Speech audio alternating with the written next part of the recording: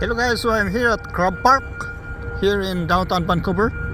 So this is my first time to come to this place, and now we're looking at this crane.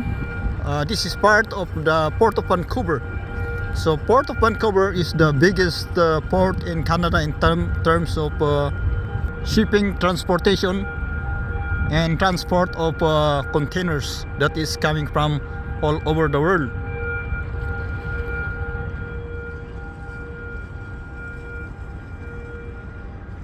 So those are the cranes that cost about $20 million each.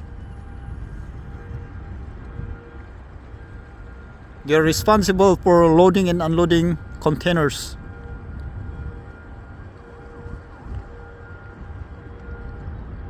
From incoming and outgoing cargo ships in this port of Vancouver.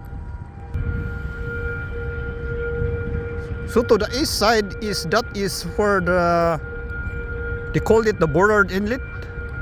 That is where the entrance to this port.